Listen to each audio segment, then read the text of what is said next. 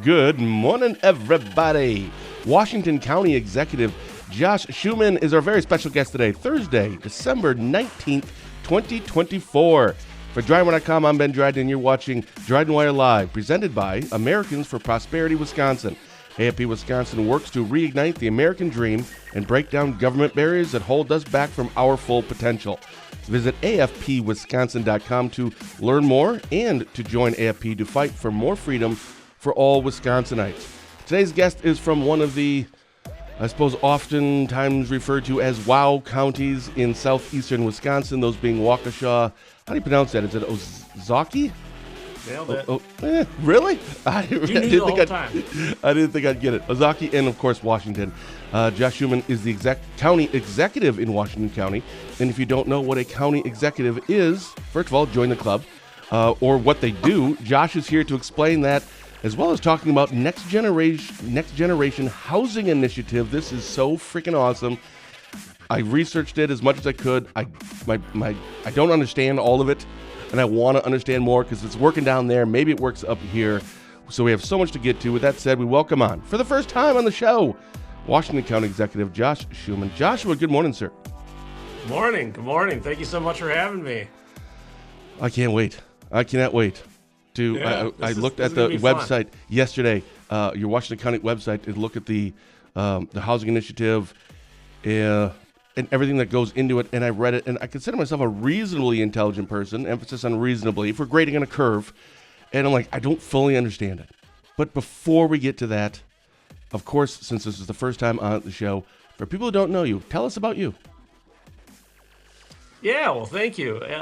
So obviously, I am the county executive here in Washington County, but more importantly than that, I am the husband of Jodi Schoemann, and the father of Cael and Drake. That I'm super proud of my family. I'm a son of a Lutheran minister and a strong Christian, and a registered nurse. So I was born and raised with service and Christ in my blood and in my soul, and I live it each and every day. Try to be the light and the salt. So that's a little bit of who I am. Hold I'm up. from. I mean, starting out with that, I'm just saying that's legit, right? Like, I'm not going to hide this. This is who I am, and if you like it, great. If not, pound sand.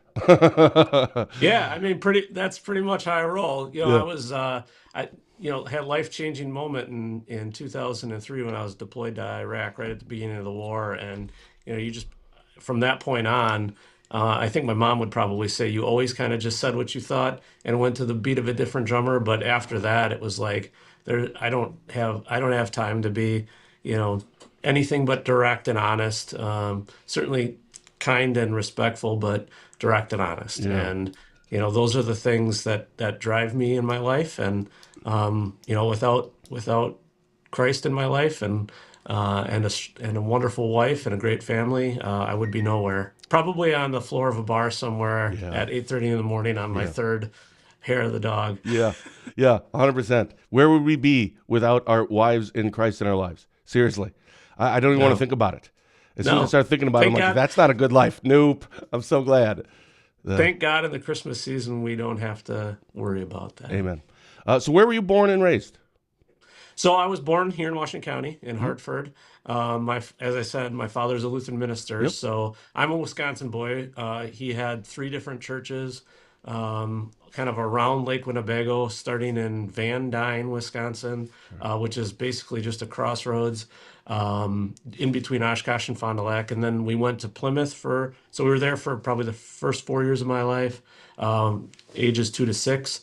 And then we went to Plymouth for about 4 or 5 years, and then we ended in Kewanee.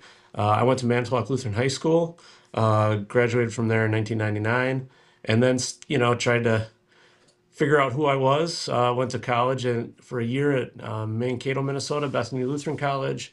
Then went into the Army Guard, got my degree at UW-Whitewater. Did a little thing over in Iraq for 7 months or so. That little thing over there. Then I did a 2-year tour of duty in the Chicago suburbs while I was getting my master's degree. And then you came back home. And hold on a second. First of all, thank you for your service. No kidding. That's legit. Amen. Thank you. What do you mean Chicago? 2-year service? What now? I mean, we hear about this like Chirac, right? But I mean, like, what's going on? Exactly.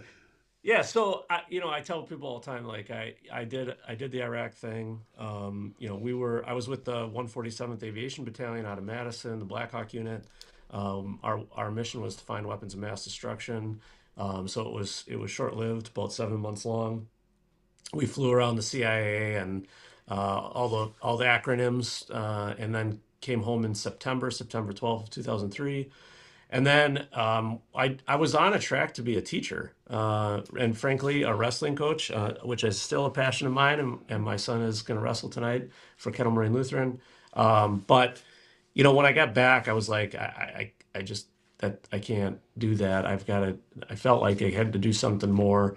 And really, there's a few moments in time that changed that.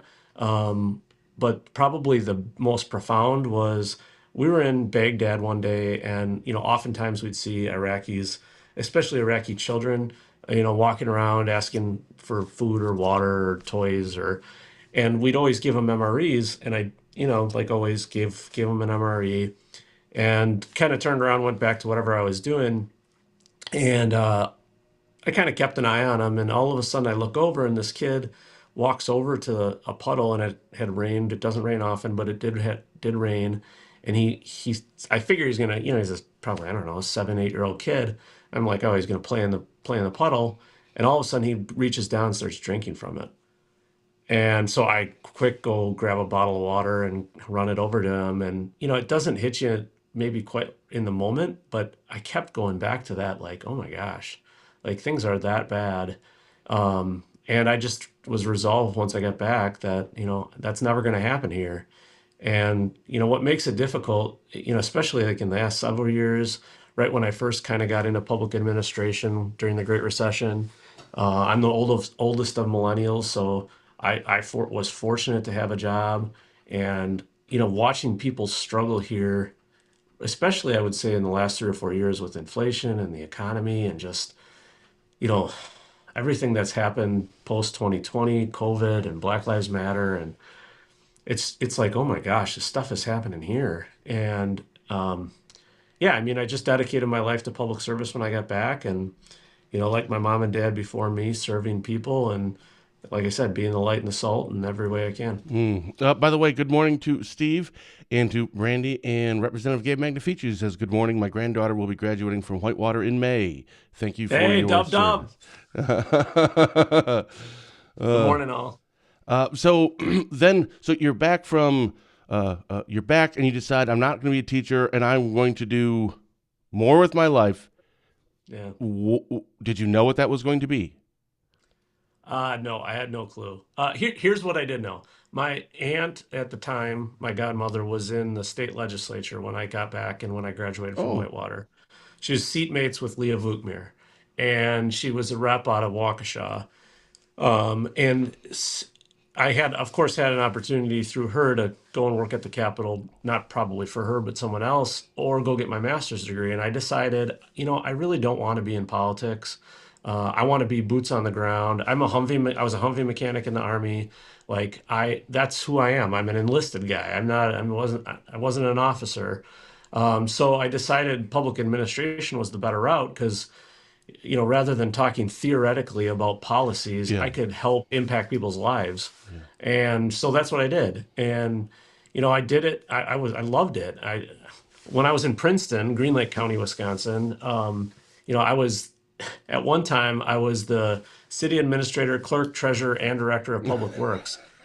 And this is no lie, I would jump in skid loaders and help clear snow. I would literally shovel out lift stations. If you don't know what a lift station is, go look it up. It's gross. But it's early in the morning. I don't want to make anybody sick. The bottom line is, like, I enjoyed doing the dirty work. Like, I enjoyed being with the guys, being with the clerk during the election, or the poll workers. Like, I like that stuff, and I still do to this day. And to be with the people is super important to me. And that's why I started that way. Did you get like separate paychecks for all those jobs, or was it all? Yeah, I think there was a deduction for everyone that I did, actually. Yeah, I mean, Sure. I got to Princeton. I was hired as I think the deputy clerk treasurer.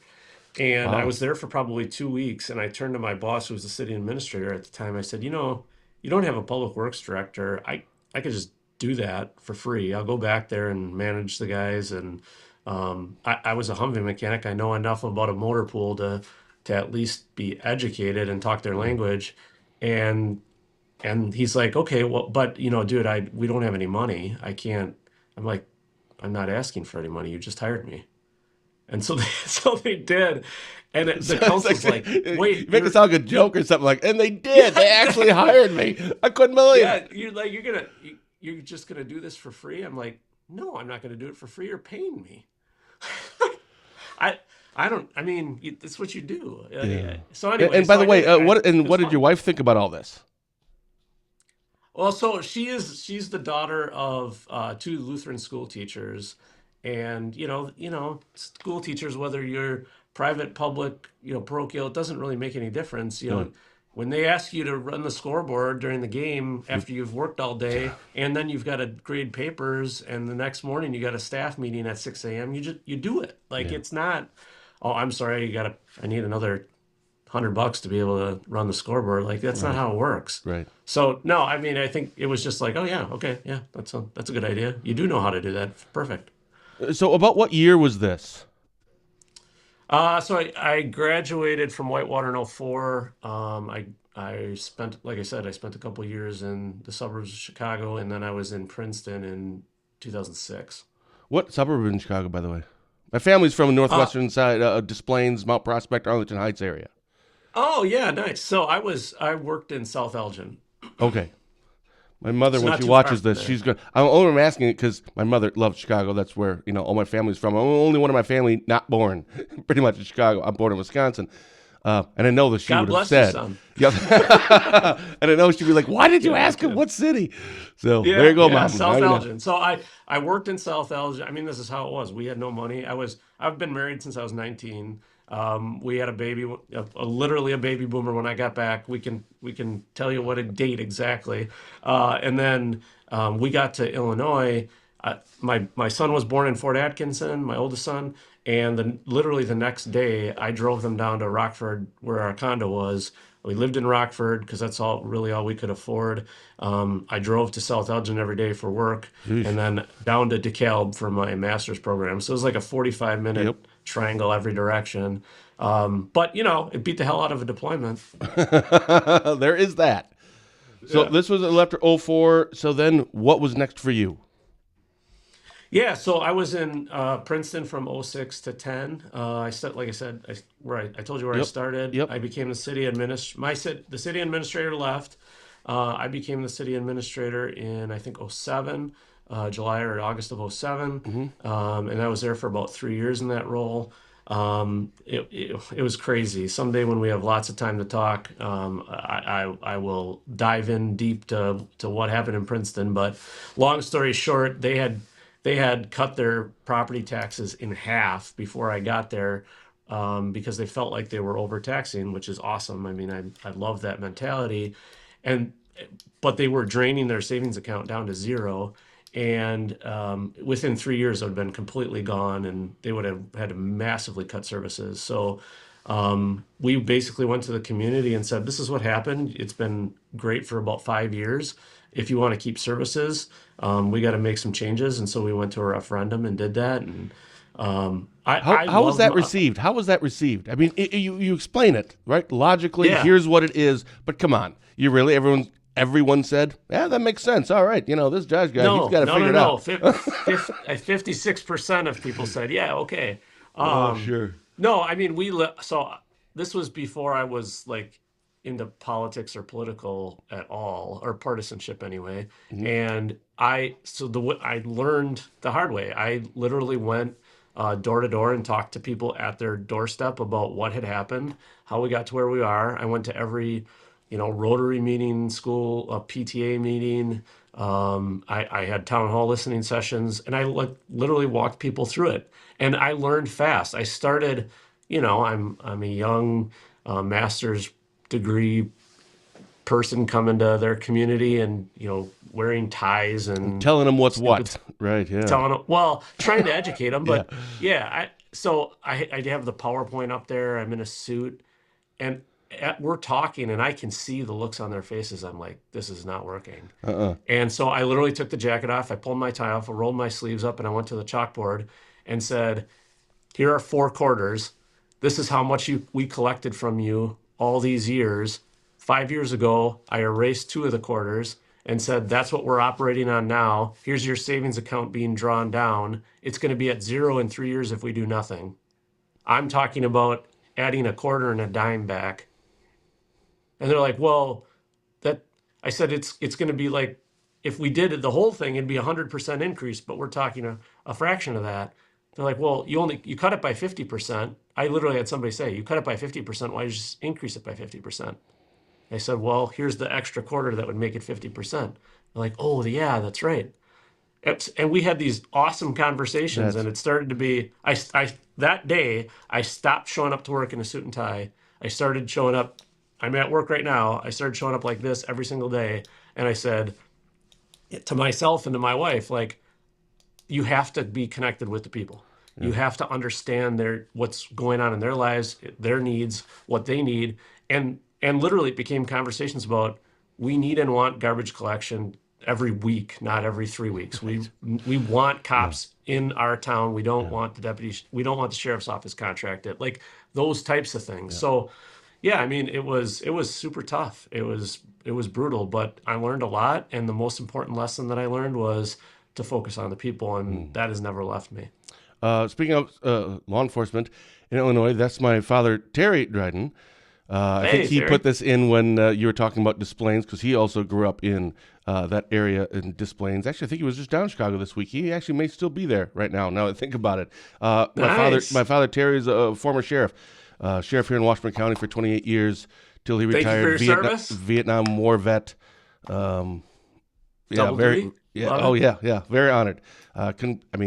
Jeepers, I love my father so much. Anyway, so we're now up to what's next in terms of the city. You got that done. Everything started working fine. And why didn't you just stay there for a long time going, all right, this is going great? So I honestly thought I would be there for a long time. At that point, we had our second child, my son Drake, and things were going pretty good. What ended up happening was this job in Richfield popped up, and I was born in Hartford and kind of had an affinity to Hartford. I got a call from a recruiter to try to apply down there, and my kid's school in Princeton at the time was kind of on a downslide. That was my kids were born. My oldest was born right after the Great Recession.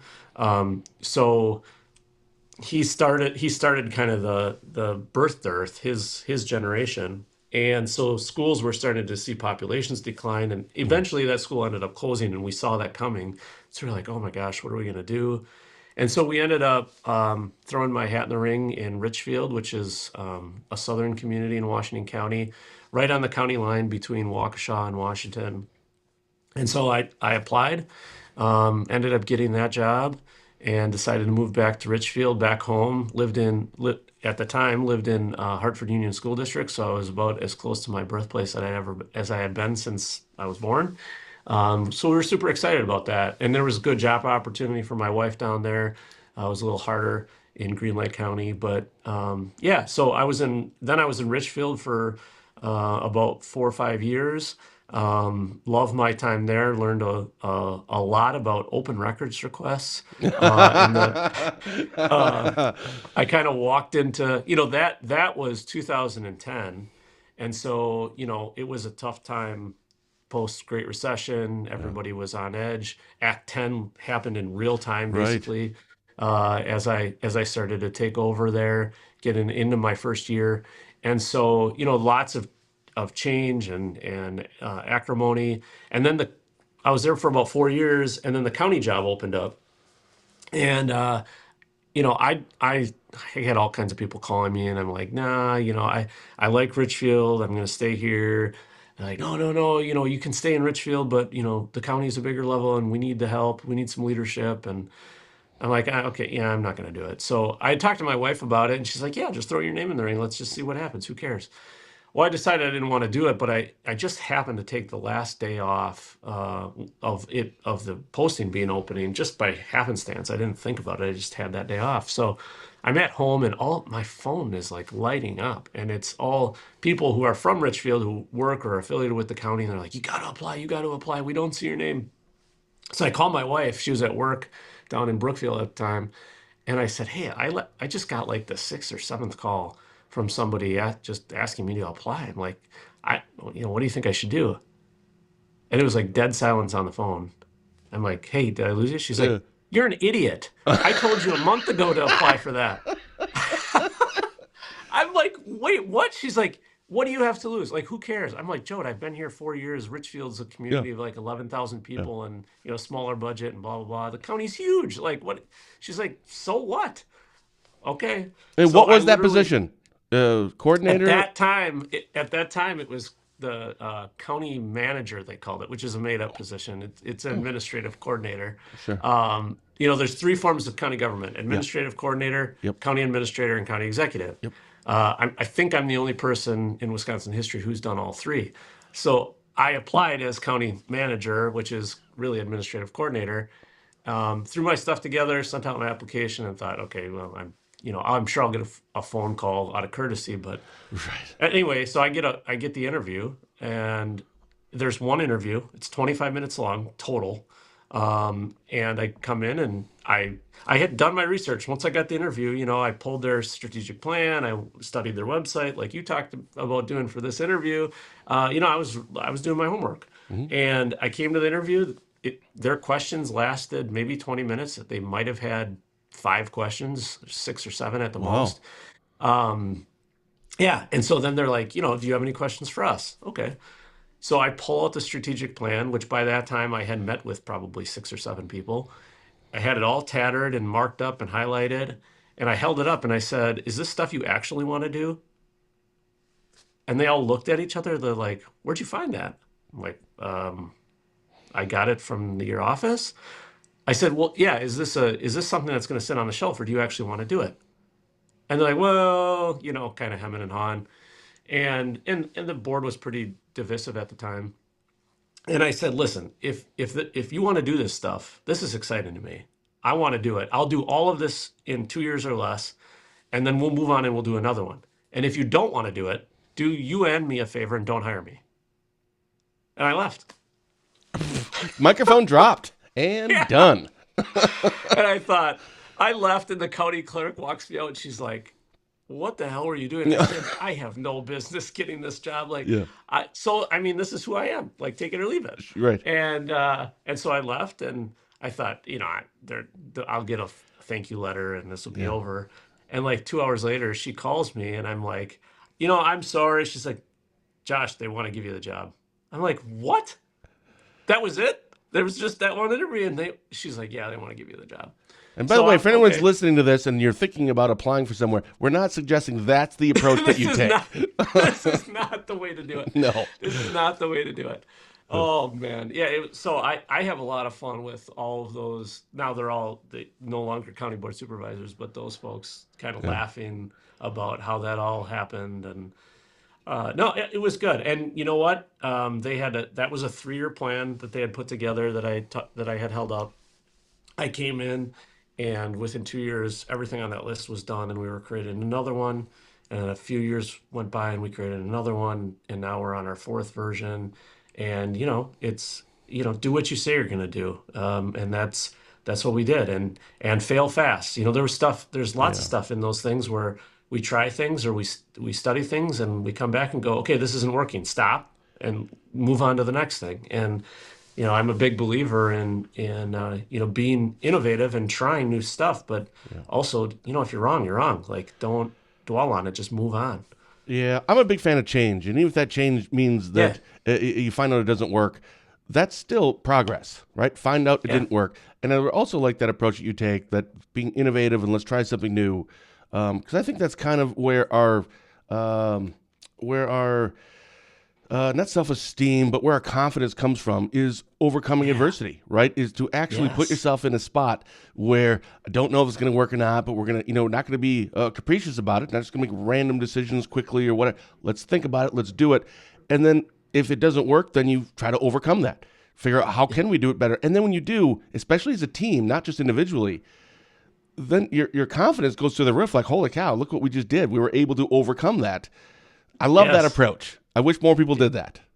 Yeah, amen. I mean, listen, this is one of the things I'm most excited about with having Vivek Ramaswamy and Elon Musk Yeah. doing the Doge thing. It is the Doge thing. I mean, I'm excited about that. I would argue Washington County was doing Doge before Doge was cool, but what's cool about what they're going to bring is that kind of innovation. Like America is founded on that kind of Yeah. passion and reaching for the stars and I think Donald Trump represents that, and to have that come back into who we are, and really get a handle on this government leviathan that's just completely Yeah. grown out of control, and get focused. I always say I'm a big believer in small and effective government. I'm not an anti-government guy, a zero government guy.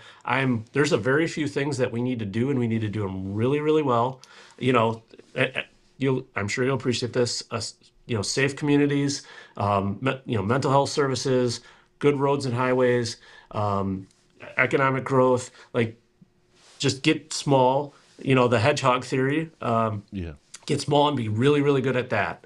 Because I feel like in the last 40 years, 30 plus anyway, since Ronald Reagan left, it just kept growing and growing and growing and growing. And when you're like that, you do too many things, you get stretched too thin, you start to suck at everything. And that's what's happening to our federal government. I think in many ways it's what's happening to our state government. And that's what it was like here in Washington County when I Really? started. Yeah. Well, oh, so you ended up being, now I don't know if Wikipedia is accurate Yeah. all the time, but I looked at it this morning. Yeah, so you became the county executive, and I think, I'm sure you know Yeah. this, I think there's only like, I don't know, maybe a dozen-ish county executives in Yeah. Wisconsin out of the 72, something around there, maybe 11, 12, Yeah. 13. Yep, that's It's right. somewhere in there. So we don't really have those here. So I do want to ask you, like, what is that role? I've heard it's kind of Yeah. like being like a county governor in a weird way. But we'll Right. get to that. But if Wikipedia is accurate, it says that in 2020 you ran for and you got the county executive position. But that was the Yeah. first time. So that was a Yeah. brand new position. The county restructured. Why did it restructure? Yeah, so we restructured twice since I've been here. So the first time was probably about a year in from when they hired me. I said they hired me as county manager, but the problem with being county manager is you have all of the responsibility but no authority. So I had That's 16 department heads aside from the constitutional like a substitute officers. teacher. Yeah, seriously. So those Yeah. 16 department heads, there were 16 different ways to hire and fire each of them. Yeesh. It was a disaster. So pretty quickly they switched to county administrator, which you're probably more familiar with. And that was much more of a direct accountability. I was directly accountable to the county board. The department heads who are not elected were accountable to me. All budgets were accountable to me, and then I to the board. And then what had happened when I got hired originally was they had tried, I think, 4 or 5 different times by that point to go to elected county executive, dating back to the, I think, early 2000s. Pat Strakoto, who was a state representative later, had initially tried to go to county executive, and then they had tried a handful of other times, and it failed every time.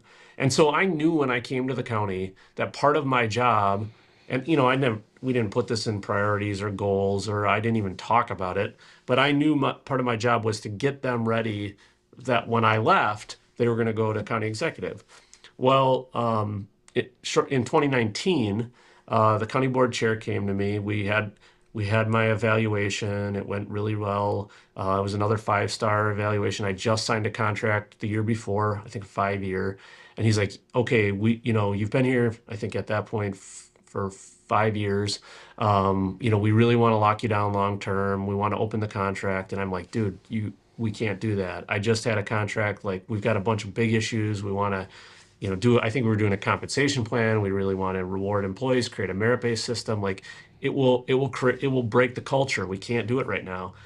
And so the meeting ended. He went and had another meeting with the board, and then we had our monthly one-on-one again. And he said, "Okay, I've talked to a couple of the board members. We want to go to county executive."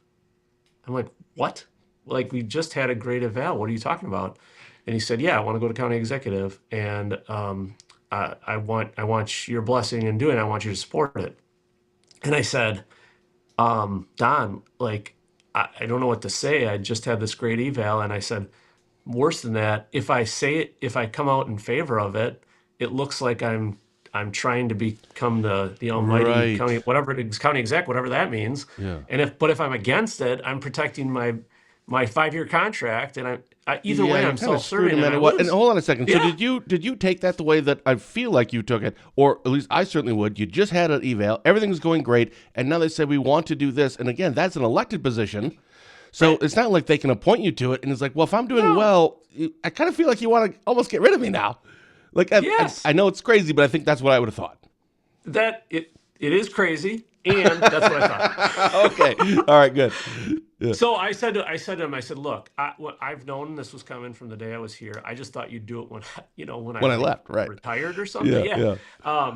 So I said, if that's what you want to do, you should do it, and I'll support you doing it. But I'm not gonna indicate one way or another what I think you got to do, because it's irrelevant. You need to do what's best for the people of Washington County. Yeah. So he was a little bit upset with me, but they ended up going through a process. We set up a task force or work group that he had. I pulled myself out of it. I didn't go to the county board meetings when they had that subject on the agenda, or I didn't sit there for that agenda item. Smart. And they ultimately voted in June of that year, and they had an even numbered. At the time, they had 26 county board supervisors, and it was 13-13. So what do they do in that failed. case? It fails. You have to have a 1-vote majority. Okay. So now I'm like, oh boy. So I went to a 3-week conference at Hartford that summer, and so I left for that, and I told them, you need to resolve this one way or another. And I went back to my wife. I said, the writing's on the wall. Like Yeah. this is over. We need to start looking elsewhere. Yeah. And so I started applying for jobs across the country, and I ended up being a finalist in Chesapeake, Virginia. I think I applied in somewhere in Texas. And anyway, I was down to the last two in Virginia, and the mayor was an advocate of mine at the time, and we were ready. It was August, so my son was going to be a sophomore. We're like saying goodbye to my family, and we're going to have to move within a couple weeks because school starts. And I got on a phone call with the recruiter, and it was me and another guy, and he's from the area, and the council was split, and we had this discussion, kind of strategizing, and I hung up the phone. I'm like, wait a minute, I'm going to move halfway across the country for a job where it's a split council and there's an election in April, and like this is equally as crazy. Right. So I ended up calling the recruiter right back and said, you know what? Call the mayor, tell him I'm out, tell him and the rest of the council to support the other guy unanimously. God bless them, and I'll figure out what I'm going to do. Yeah. And so that's what I did. And then I called my wife and told her that's what happened. And she's like, well, what are we going to do? I said, I don't know.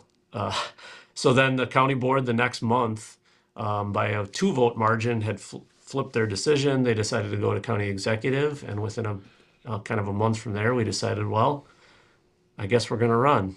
It was ended up being about a $60,000 pay cut. But by that time, my kids lived most of their lives by then here in Washington County. I was born here.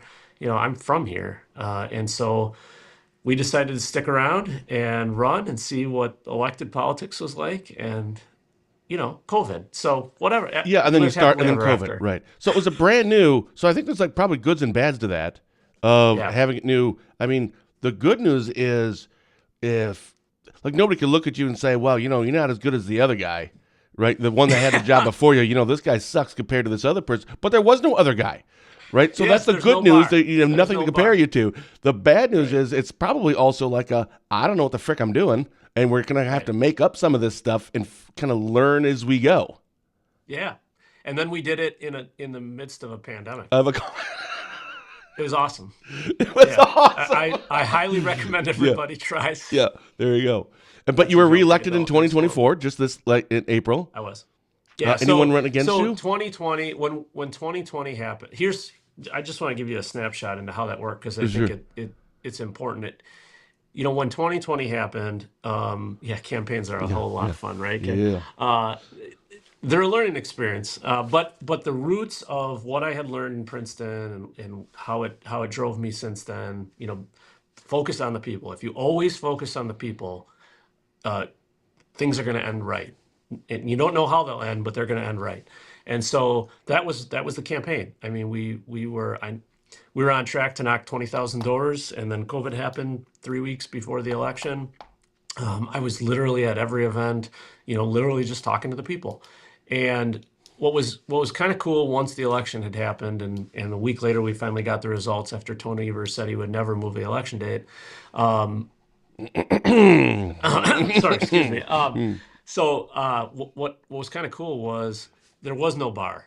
Nobody knew what the county executive was in Washington County. Nobody knew what to expect. And so we got to set the bar. And that became the conversation with my department heads, with the county board of supervisors. We're gonna create what this is. So I literally went and read books about how George Washington handled being the first president of the United States. And it sounds silly, but they didn't even know how to address him. Your Honor, His Excellency, Mr. President became a thing much later. So like stuff like that sounds silly, but it's super important and it's true. And so I tried to model myself as best I could off of historical lessons like that. I mean, I'm certainly no George Washington, but you certainly learn from lessons that he has taught us. And then I also looked at people who I really respect, like Jim Sensenbrenner, former congressman from our area. The guy worked tirelessly. He had more listening sessions than anybody I knew. I actually ended up later hiring his chief of staff to be my chief of staff. But it was always focused on, I've got to educate people on what this is, give them a forum. I am their advocate. I am listening. Even if we don't agree on something, I'm listening. And I always thought, I went to a lot of Jim Sensenbrenner's town halls, and I always thought it was really cool. Even in the hardest of times, he would be there just getting hammered by constituents, that many of whom were on the other side of the aisle, and he would listen, and he would give his logic, and they might leave disagreeing, but I remember people being like, okay, at least I understand what he's saying. And I know for a fact, especially now that I have his former chief of staff as mine, Lonnie Hagrup, I know for a fact people were like, okay, I don't always agree with him, but I'm going to vote for him because I know he's going to listen to me and he will respond. Wow. And I don't have to wonder. And so I've really tried hard to set the bar, create the organizational structure, create the expectations for the next county executive that you are always responsive to the people. And the next guy, the bar is going to be high. And I feel bad for that guy. Next guy. Yeah. Hopefully the next guy or gal exceeds that bar, and it just keeps moving. But yeah, I mean, it's been a true privilege and an honor, and I love this job, and I love the people of this county. So when did the Next Generation Housing Initiative come up? When was that seed planted? So I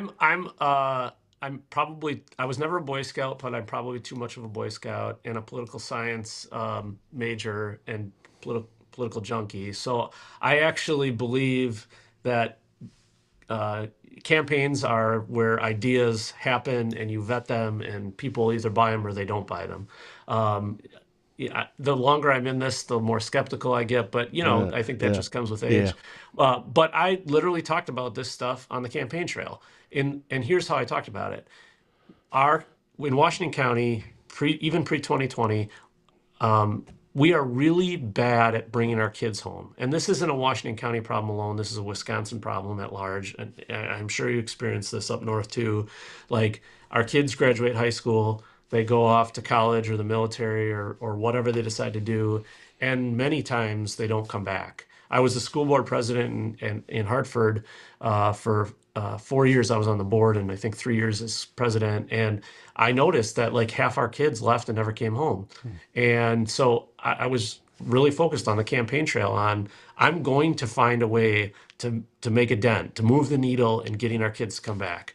And hopefully they bring someone with them from, Right. Fond du Lac County or Oklahoma or somewhere else. And if you look at the demography of Wisconsin in the next 50 years, and America too, Wisconsin and Washington County are a lot older and more white-haired than the rest of the country. And so we need our kids to come home to take care of us, honestly, run the volunteer fire companies and, be on the church councils and the nonprofits and the Rotary clubs, service organizations. And if that doesn't happen, the community itself will start to decay and fall apart. So I think it's really important. I talked about it incessantly on the campaign trail. And then right before I became county executive, and as part of the campaign, I started to put together a platform and say, this is what I'm going to go do. And one of the platform items, I didn't know it at the time, but was, the first big hurdle for young people to come in is there's no houses that they can afford. The price points of houses in 2019, even then were high. And now they're absolutely out of control, right? So, for us right now, the median house value in Washington County is like $380,000 or $390,000. Like a young person coming out of college, even a few years later, which is generally when people start buying homes, like they can't afford that. No. It's not realistic. And so the goal was, I just went back to the history books again and went, we've had to have this problem before. Of course we did. It's post World War II. People were living in trailers while places like Levittown were built, small homes on small lots. And I found out exactly what our friends at AFP said. Government has made it such that it's impossible to build small homes on small lots. Literally in Washington County, when we started Next Generation Housing, we surveyed every municipality and we found that every village and city in the county, it was illegal to build a new subdivision with houses on anything smaller than a quarter-acre lot, anything less than about 1,400 square feet. You have to have 66-foot road right-of-ways. Like the costs that you tag on to the end user, the buyer, by requiring 30-acre lots and 2,400 square foot houses and these big right-of-ways, not to mention fancy mailboxes and fancy lights and fancy, all that junk is like $60,000 to $80,000 per home. I mean, that's real freaking money. Yeah. And so it really became an escapade on we need to deregulate. We need to wind back all these crazy requirements. In the 90s when things were booming and everything was going great, we could be a little bit more selective. We're not there anymore. All the houses are filled.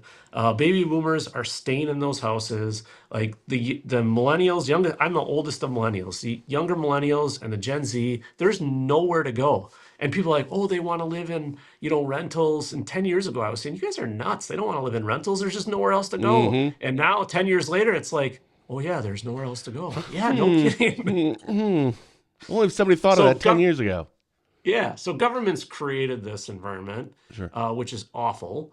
But that's the bad news. The good news is we are the government, so we can fix it, and that's what we're trying to do. Identify a problem and fix it, and then Amen, identify a problem and fix it, and repeat as necessary until it's all fixed. Yes. Yes. So you started doing the roll. How long did it take to roll back some of those? Either ordinances or policies or laws, or how were they referred to as? Yeah. Well, so the first thing we did was, I believe in small and effective government, not like burn it all down. So the first thing we did was created a task force and brought everybody who touches housing in, starting with local planners and administrators. They're they're the gatekeepers. So it was conversations like of the issues I just talked about. And then also like title companies, realtors, developers, builders, the list goes on, all of the people that can easily, and they live it and they can identify, well, this is a problem here. Please address this. And so that group started by kind of putting together a plan, a template for us to work from. I like the theory of rolling back regulation, because I tell people all the time, what we've been able to accomplish, very few other places in America have accomplished, and it's really sad. We've rolled the ball one rotation down the hill, and there's a mile to go. You know, we have a development in the village of Jackson, which is a community of about 7,000 people, where they have a development of about 105 units, many of which will be selling for 320 to 340 and below. That's positive progress relative to that 380 or 390 mark, but we've got a long ways to go. We have a lot of deregulating that can still happen. So I'd like to think we've made good, positive progress. Our friends at the National Association of Home Builders have worked with the National League of Cities, kind of took our template and made it national. Our friends over at the Wisconsin Realtors Association have been super supportive, and helped us improve and revise our program. So that's been fantastic. But, you know, there's a lot of room for improvement. And, you know, I tell people all the time, I said, look, we can either do this the easy way by working together and reforming, or we can do it the hard way, the Adam Jarko way. If you remember shoreline zoning, Adam Jarko, you know, I love that guy. The world needs more Adam Jarkos. I'm just saying. The world needs more. I don't know if Adam it can Jarkos. handle it, but that'd be good. So what I loved was with shoreline zoning, it was, okay, you've had your chance to reform, you didn't do it. We went from, you know, what feels like an inch thick to, you know, just a few pages. This is the maximum you can do. And what we're seeing in other states is they've done the same thing. When Levittown happened, post-World War II, zoning codes were, you know, 12 pages total. Now, zoning code, subdivision code, comprehensive plan, architectural plan, I mean, you're talking 3, 4, 5, 6 inches of regulation. I'm not saying we have to have 12 pages, but we can't have 6 inches. So, yeah. So, you know, a state like Montana pulled the Adam Jarkow, and they said, this is the maximum municipalities can do. Have a nice day. We want houses. If we don't work together and have some reasonable reform and regulation, I think that's what's going to have to happen. And right now in Washington County, we're making progress. I'd like What to is take that it progress? and Are see houses other being counties built do right it. now? Are developments done? Yeah. Thanks for asking. So our goal is by 2032 to have 1,000 homes, in the range of 320 to 420, and of course below would be fantastic. And there's some examples where we're doing that. I mentioned Jackson has 105 units. We have a subdivision that's about built out of 7 units in Hartford. We have another one coming there, God willing, for over a dozen units. There's one in Kewaskum that's happening. There's another one in Jackson that's coming, a few dozen units. So we're probably in the ballpark of about 250 right now. Okay. And and I think, and it's, you know, it's like everything else. The very first one in Jackson, all the neighbors came out and said, you know, we don't want government housing. Like, stop this stuff. Like, our values are going to go down. You know, all this stuff. And when I would say to them, I said, look, tell me about your first house. How big was the lot? How big was the house? How big was the mortgage? Tell the person next to you, and then I'd say, pick one person and say, tell me what it is. And almost every one of them would say, well, I had a 1,200 square foot on a quarter acre lot in, you know, Wauwatosa or something, or Germantown. And it was, you know, the mortgage was insanely, depending on when you were born and when you bought it, it was insanely cheap. And I said, okay, that doesn't exist. And that's illegal to build now. And you'd see them like, what? I said, listen, and I tell people this all the time. Home ownership is often referred to in America as the American dream. And the reason is simple. It is founded, it's in our roots, it's in our heritage. In the Declaration of Independence, we talk about life, liberty, and the pursuit of happiness. That phrase Thomas Jefferson stole from John Locke. It used to be life, liberty, and the pursuit of property. Because property, if you own your own piece of land, that nobody can take it from you. It is yours. It is foundational to who we are, right? Give people an opportunity, and the prosperity they can build will blow your mind. Just give them a chance. You don't have to give them a voucher for rent. You don't have to, give them free housing. You don't have, people don't want handouts. They want an opportunity. Just give me the opportunity. We did it post World War II. Here's that small house. Here's a VA loan. That's your chance. And you know what it is in America? For most middle income people, for the people whose doors I knocked in Princeton, it is the single greatest generational wealth builder that we have as middle class working people. They, lots of those folks don't have 401ks. They don't have pensions anymore. This is it for them. And it's what they get to hand to their kids. And we have been stealing it from the next generation by putting all these regulations in place. If we don't roll them back, I tell my baby boomer friends all the time, if we don't roll it back, the torch of the American dream is not going to get passed from one generation to the next. And what Ronald Reagan said all those years ago, it doesn't flow in our veins. We have to fight for it each and every day. And to me, this is us fighting for the American dream and life, liberty, and the pursuit of happiness, to pass it to Gen Z and whatever the heck is after Gen Z and beyond. I don't know, because I've always wondered that. Why would you have Z? I mean, there's nothing after that. That's stupid. Really? Can we start at A? That at least gives us 26 generations. Let's start at Generation A. Is it double A? Double Z. There you go. Generation double Z. So hold on. So it's $320,000 to $420,000. Right? Yeah, that's brand new. That's brand new. Yep, that's got it. And it's about approximately, are they all the same-ish? I mean, mostly in just ballpark, how square footage-wise? Is this like tiny home things? You're talking 1,400 to just under 2,000, I would say. That's actually pretty decent sized. Yeah. Yeah. So here's what's the greatest. Okay, so I gave the example of Jackson, and the people came out with pitchforks and torches, like every home development ever. Yeah. After the fact. So I was reelected this past April. You mentioned that. I knocked over 1,000 doors, uncontested, but I went to those neighborhoods intentionally. I knocked every door in those neighborhoods, and every person I talked to, with the exception of two, and the two guys were pissed off about the trees that were topped. They weren't, that was their big problem. Course. Right, yeah. Everybody else literally said, yeah, these are actually gorgeous. And my property value, we got reassessed last year, my property value went up. Like, yeah, and it's going to keep going up. I need to look to see the price difference, median house income. Yeah. Obviously, I mean, your county, you're right next to Milwaukee. Obviously, widely different than here in Washburn County, where I'm right now, 15,000 people. I mean, this is not. So I'm assuming. God's country. Amen, brother. $380,000, if that is the 380, 390, that's what you were talking earlier about the median house price.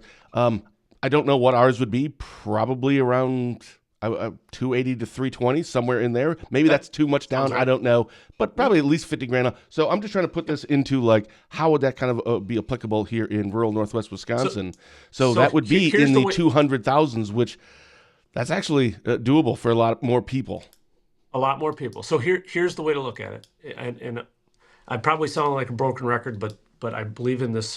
You hopefully you can sense it. Focus on the people.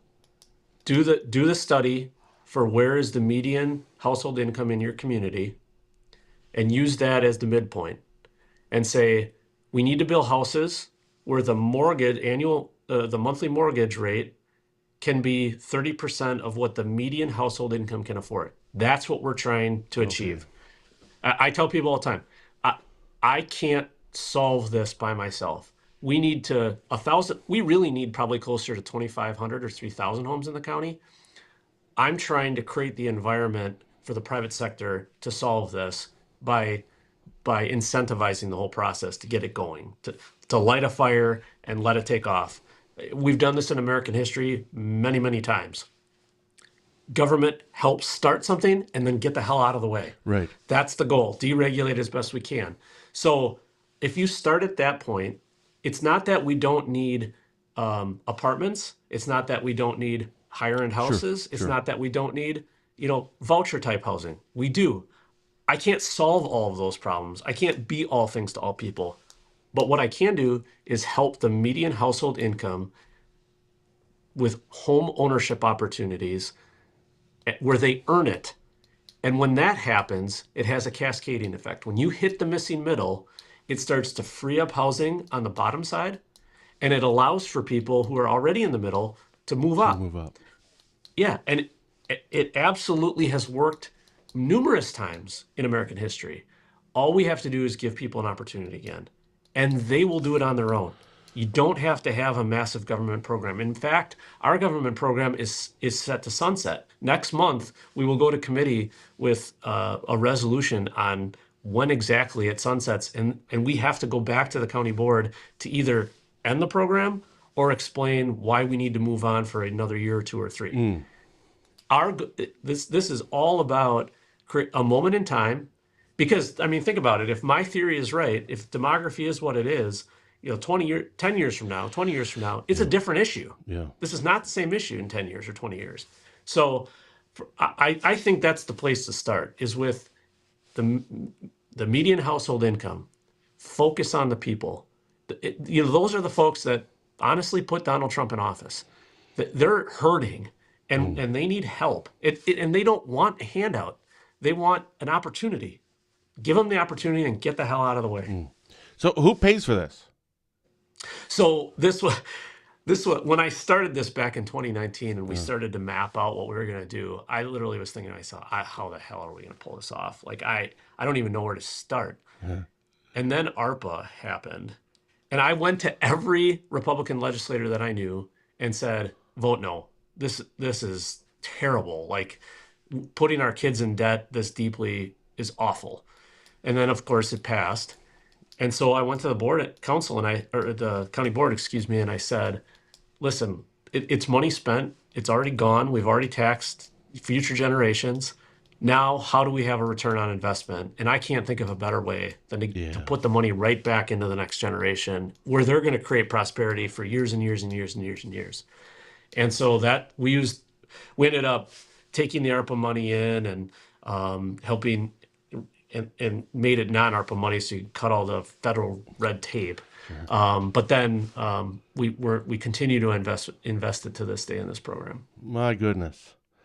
250 so far, with a Yep, goal of 1,000. about 250. And then we have a second and separate program that we call Heart and Homestead. And I mentioned VA loans a little bit ago. It's the same concept, but if you know anything about the military, you know that less than 1% of the population serves anymore. And so, this isn't World War II era where almost half the population served. So we took that concept and flipped it on its head.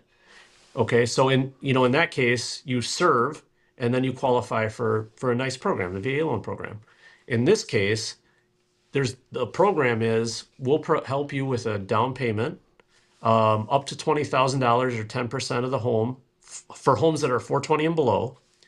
It's a second mortgage, so you owe it back to us, but there's 3 ways you can earn it back. And you got to qualify. If you qualify for a mortgage, you qualify for this. There's application process and so on.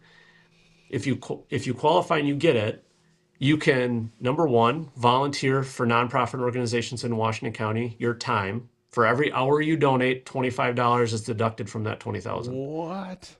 For every dollar you donate, 70 cents is deducted. If you do the math, within 5 years, that $20,000 can be forgiven. Has anybody done that before? No. I've literally never heard of that. When you proposed that, how did that go over? And if they and I should mention, because this is it's still taxpayer money, so it's important to say it's a second mortgage. They own it. They have to earn it. If they do neither of those things, when they sell the house, we get the $20,000 back. Sure. Yep. So it came from, I'm a beneficiary of a VA loan. I served for 6 years in the Guard, 2 inactive, and then I was in Iraq. And so I've benefited multiple times. And honestly, it helped me create what is now generational wealth for my family. And my grandfather did, and my other grandfather did, and lots of my uncles did. So, I wanted to try to find a way to give that same opportunity for a generation that they're not being asked to serve. They're not serving in that same way. And the stories, I mean, they're incredible. The number of hours that have already been donated back to our nonprofits, the dollars that have been donated back, the lives. I have talked to more people at loan closings about how they were hopeless. They were going to move to North Carolina or Texas or Arizona, and this program allowed them to stay home and take care of, their parents or their other family members. It's incredible, and it will help them create generational wealth that'll make that $20,000 look like nothing, a decade or two from now. And they stay in the county, right? And they stay in the county. And that's so important. That's so important. Josh, we could talk all day about that. And by the way, you're welcome back. No kidding. I want you to come back. Because a lot of this, like first half of the show, we were just talking, getting to know you. Now that we have, come back and talk more about this. But it seems like looking at all my notes I took, the way you started, and then you went to this position and this position and this position. I was going to ask a question, but actually, Representative Gabe Magnifici had a good comment here. You used to run for governor, so I know what your answer is going to be when I ask, what are you going to, what's next for you? And you're going to say, because you're a politician, I'm not going anywhere. I like my job. I have to stay here. I'm focused and committed to the constituents and my residents and taxpayers of Washington, whatever. Is there a what's next? Is there a possibility? I'm not saying necessarily governor, but is this, 10 years? I'm going to retire here. I literally know that. I'm never going to do anything else. If they will keep electing me, I'm staying here. Or, we'll see. Well, what I love about this conversation is we get to talk with an audience from different counties who can take these ideas and implement them in your county. And I'm happy to come up there and talk to whoever you want me to talk to. I'm so passionate about this work and about people-focused service that's where my heart's at. And wherever that I feel I'm being called to serve by the Lord is where I'll be. Right now, it's here in Washington County, and we're making a huge impact. And I said we've got 250 homes, and our goal is 1,000. We got a ways to go. It's not going to happen by itself. So I feel really confident and comfortable in what we've done. Look, I didn't mention this, and maybe the next time we talk, I can dive into more detail. But I talked about Jim Collins' hedgehog theory and getting small and being really good at a few things. We have cut the size of government in every metric you can think of. If you throw a metric at me, I'll tell you how we cut. Our levy, we've cut our levy 7 out of 12 times in the years that I've been at the county. The levy, the amount we collect, not the tax rate. So we're working to hold and make government smaller every opportunity we get. Our tax rate is lower today than it was in World War I. What? Yes. Our tax rate is lower than it was in World War I. The number of employees we have is down about 25% from when I started. The number of acres we own is down. The number of buildings we own is down. Our goal, I firmly believe in smaller and more effective government. Our sheriff's office is the opposite. We've invested way more resources, everything from crisis response units with mental health services to additional corrections officers, dispatchers. It's all about the people. You focus on what they're telling you their needs are, and you laser focus, and you hammer and you hammer and you hammer. And when I look at what's happening at the state level, the disaster that is the UW system, the disaster that is the prison system, the disaster that is sitting on $4 billion of the taxpayers' money, it infuriates me. The bad news is, again, government got us into this situation. The good news is we are the government. We can fix it. So the problem with focusing on the people and listening to what they say is that means I can't actually do what, because they're usually wrong. Right, so that's silly. Why would I listen to them? I'm right, you're wrong. I mean, I could listen to you all day long and, yep, you bet, give you lip service. When it's finished, whatever, I'm going to do what I want to do anyway. I'm kidding. No, that's actually, it sounds so simple, but yet isn't it interesting how people don't do that? Whether you're a politician or in any leadership position. It could be just, the vice president of your local bank. How often do they listen? Not just to the people, but to their team. It's not that tough. Look, it is and it isn't, right? I mean, what I'm excited about with J.D. Vance as vice president, with Vivek playing a crucial role, we are looking at literally the next generation of leaders taking over all of America eventually, right? Mm-hmm. I mean, and the enthusiasm and the energy of a new American era. I am so jazzed up, and I think the American people are jazzed up. We've been in a malaise for 20 years, and you could argue 30 years. We're same old, government just keeps growing, and there is no new innovative thought. It just No. is what it is. And I really feel like we've got this moment in time, especially it seems to be predominantly with people who've served or who are service connected, who really want to see us get back to the America where we're shooting for the moon. We're literally going to put a man on the moon. We're going to put a man on Mars. Like, we can do that same thing in each of our individual communities, in our state. Like, it's possible. You just have to give humans the opportunity and get the heck out of their way. And I think in Wisconsin, it's as much or more than anywhere else. We are the epicenter of American politics. And I think in the next several years, starting in this April with that critically important Supreme Court race with Brad Schimmel, we got to get that guy in office. He's a great man. I think we're looking at a whole new era, and the future of Wisconsin and the future of America is as bright as it's ever been. We just have to believe in it and go and earn it. Lastly, my father just chimed in. So refreshing to see and hear from an intelligent, people-focused politician who trusts the Lord. God bless. Amen to that. On that note, Amen. Josh, thank you so very much for being here. Can't wait to have you back on. Thanks for having me. Yeah, let's do it again soon. It was a lot of fun. Tomorrow morning, good? I'm just kidding. Special thank you to Washington County Executive Josh Schoemann for taking the time to come on for a chat with us today. I'm not sure if we're going to be doing our weekly Positive Tuesday, the Ben and Fitzy show on, I'll get you a sec, on Tuesday, because it's Christmas Eve day, so I don't think Fitzy and I have actually made a decision on that yet. And I don't think we're going to be doing our show on the 26th, which we usually do the last Thursday of the month with Senator Romaine Quinn, again, because it's the holidays. We'll have all that announcements, or those announcements, whether we're doing them or not, next week on our website. You had something to say?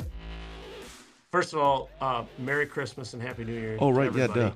yeah, duh. And secondly, please take a moment and say a prayer for our friends down in Madison. I said it in a message the other day.